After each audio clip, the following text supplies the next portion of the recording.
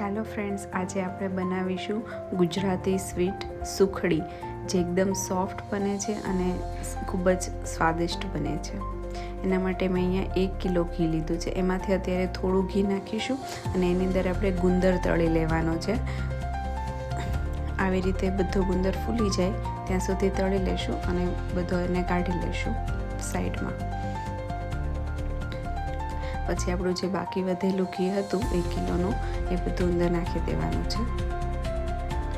અને પછી આપણે 1 કિલો લોટ લેવાનો છે. ઘઉંનો જાડો લોટ લેવાનો છે. આપણે ભાખરીનો લોટ આવે ને એ લોટ લઈશું અને સારી રીતે ઘીની અંદર મિક્સ કરી દઈશું. આપણે એને સતત હલાવતા જઈશું અને મિક્સ કરતા જઈશું. મીડિયમ આંચ ઉપર આપણે સુગંધ આવે ત્યાં સુધી આપણે લોટને શેકી લેવાનો છે. તમે જોઈ શકો છો લોટ શેકાઈ ગયો છે. હવે એની અંદર આપણે ગોળ નાખીશું અને એને સારી રીતે મિક્સ કરી દઈશું. આપણે ગોળ નાખ્યા પછી થોડી વાર પછી તરત ગેસ બંધ કરી દેવાનો છે અને પછી એને નીચે ઉતારી લઈશું અને પછી એને આપણે ડ્રાયફ્રૂટ નાખીશું એની અંદર. તમે ચોઈસ મુજબ નાખી શકો છો. અને મેં એને બત્રીસું પાવડર નાખ્યો છે અને ખમણેલું ટોપરું નાખીશું અને સારી રીતે મિક્સ કરી લઈશું. પછી આપણે જે પેલો ગુંદર તળીને રાખ્યો હતો એ અંદર એડ કરી દેવાનો છે અને બધાને મિશ્રણને સારી રીતે મિક્સ કરી દેવાનું છે.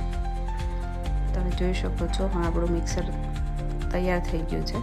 હવે એને આપણે ચોકીની અંદર ઢાળી દઈશું.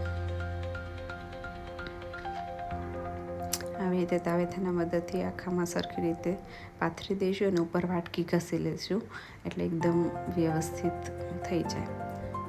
પછી એને આપણે ચોરસ બટકામાં પીસ કરી લેવાના છે. આ રીતથી તમે સુખડી બનાવશો તો તમારી સુખડી એકદમ મસ્ત બનશે.